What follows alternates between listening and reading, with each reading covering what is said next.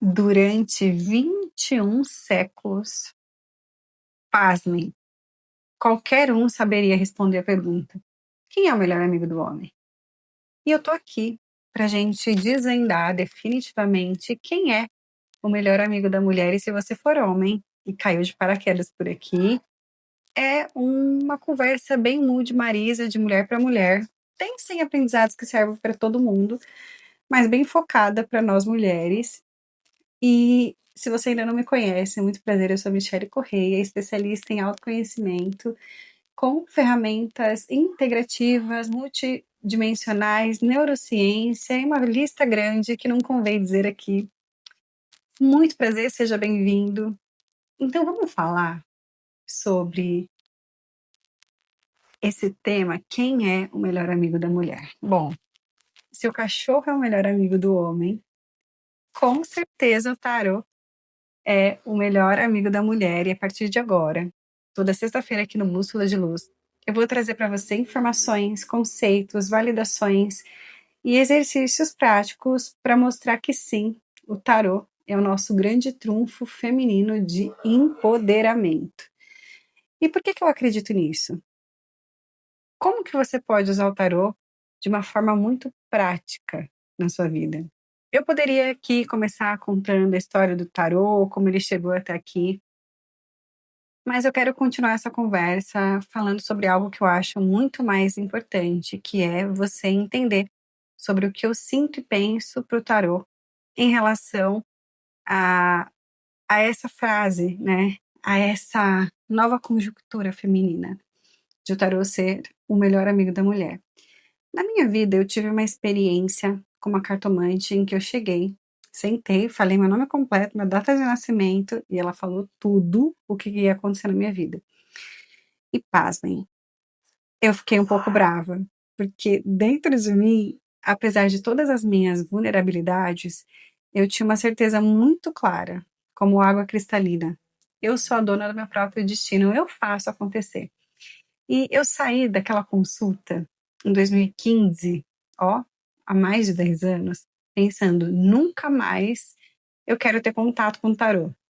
Corta para 2016, um ano depois, e aí eu começo a ver tarólogas aqui no YouTube falando do tarô de uma forma um pouco diferente, como uma ferramenta de autoconhecimento, que era uma vertente do tarô que eu não conhecia.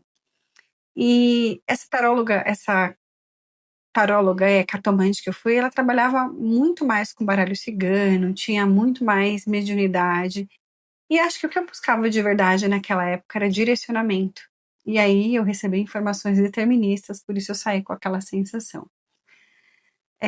Ela na sessão colocou nome de pessoas que iam aparecer na minha vida, situações que eu ainda nem conhecia, e de verdade, ela acertou tudo e um pouco mais, ela não errou.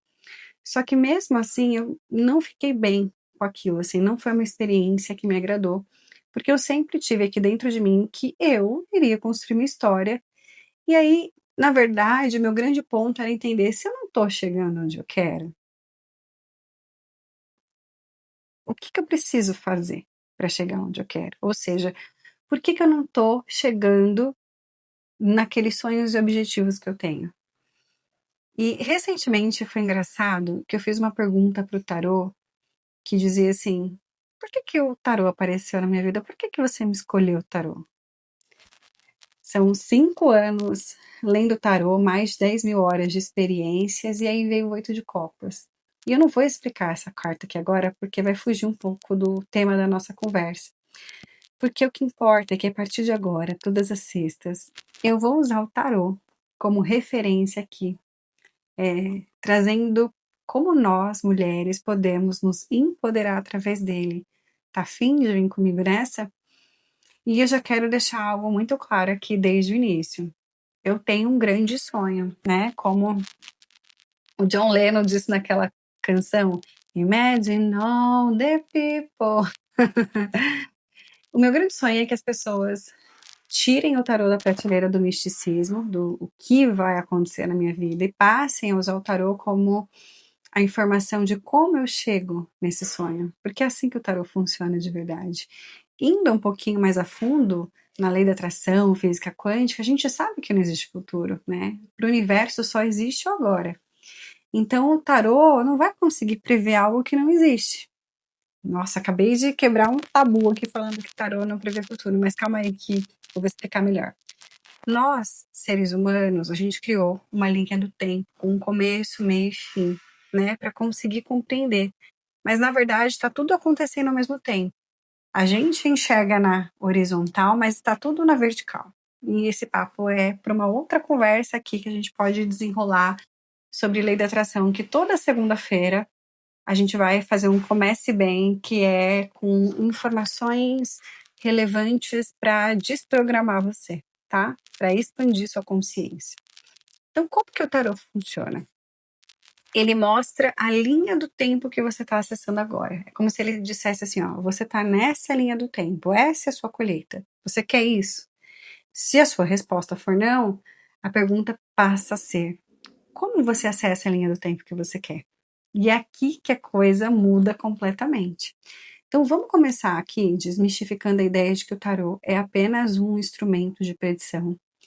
Existem tarólogas que fazem isso, acertam tudo, muitas vezes não só porque conhecem a técnica, mas porque tem mediunidade. Mediunidade existe, até a ciência está comprovando isso. E eu não estou aqui para negar isso, eu admiro. Só que eu tô aqui para dizer que todo mundo pode ter um oráculo de 78 cartas chamado tarô.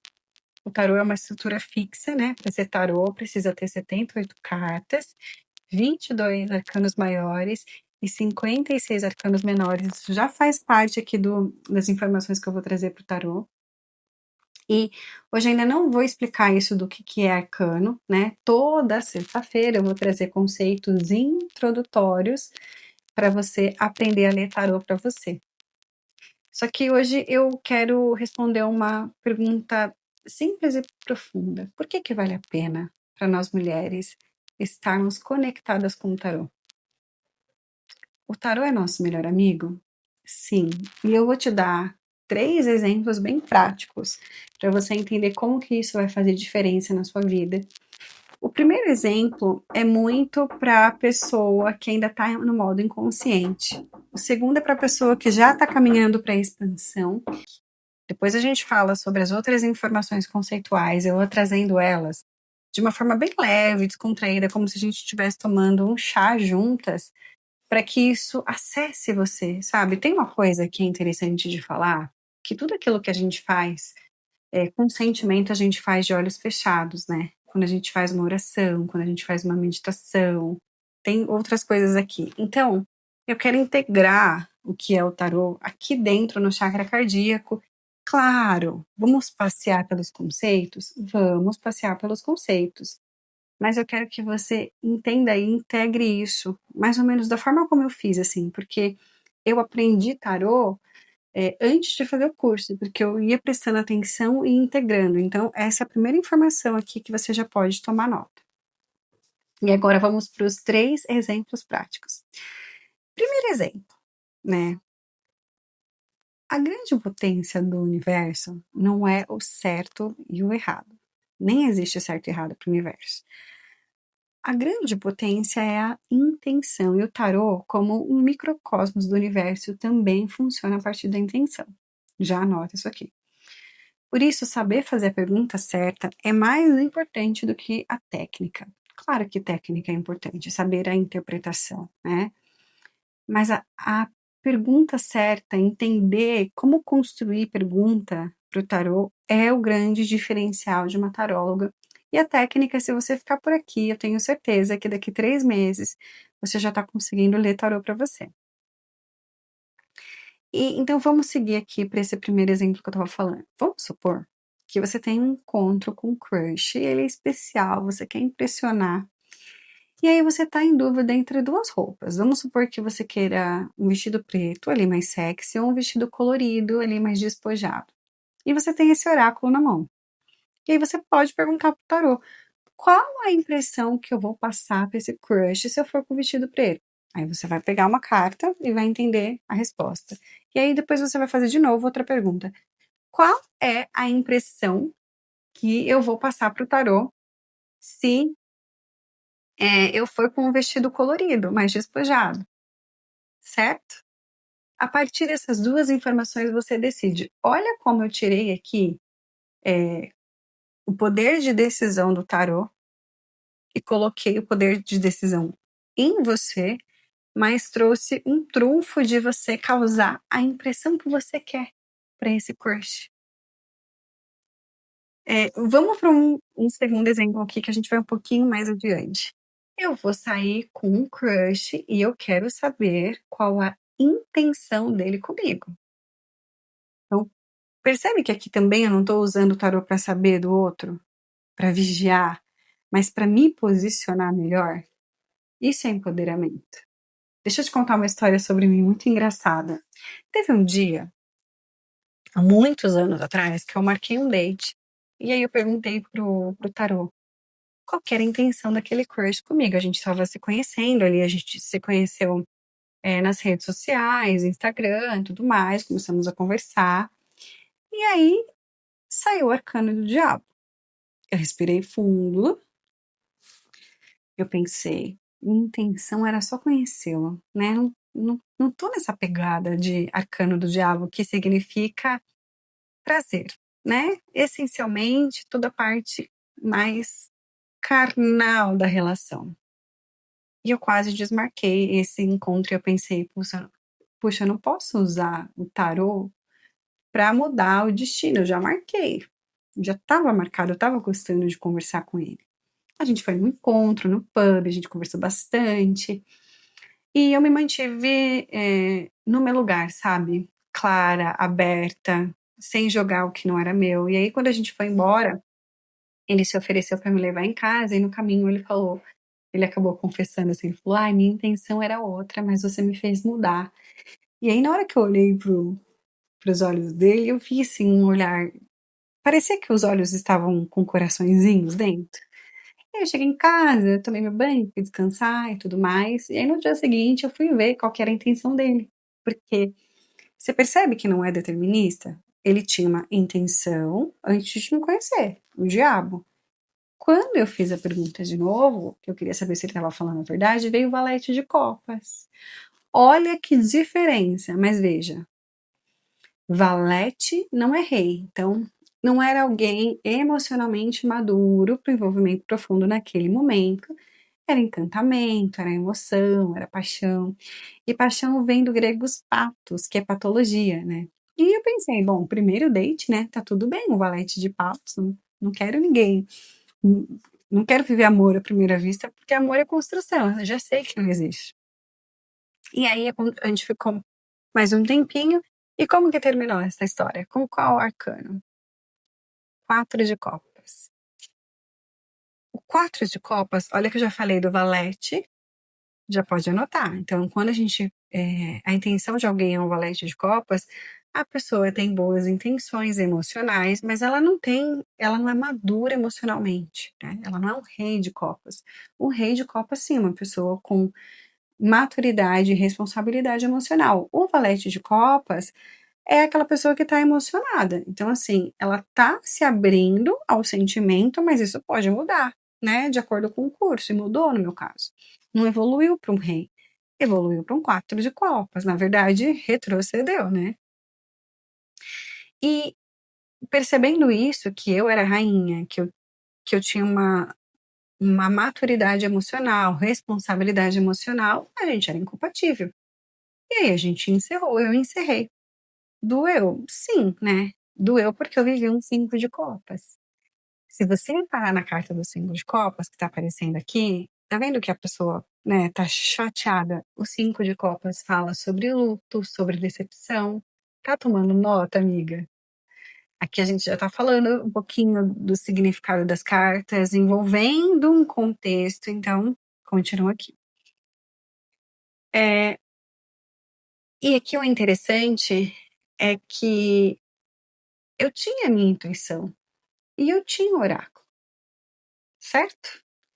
Então eu podia tomar decisões mais conscientes, porque eu poderia, sem um oráculo, só com a minha intuição, que ó, Claro que a gente pode seguir só a nossa intuição, tá? Não tô falando pra gente ser dependente de oráculo, mas foi uma validação. Eu senti que estava, né, desregulado o nível emocional e o tarô me confirmou. Então eu falei, eu tomei uma decisão que doeu, mas tranquila. E eu me empoderei. Essa foi uma das finalizações, assim, que dói porque todo fim dói, sabe? Lágrimas por ninguém, só porque é triste o fim, como diz naquela música do Paralamas do Sucesso. Mas eu saí ali inteira.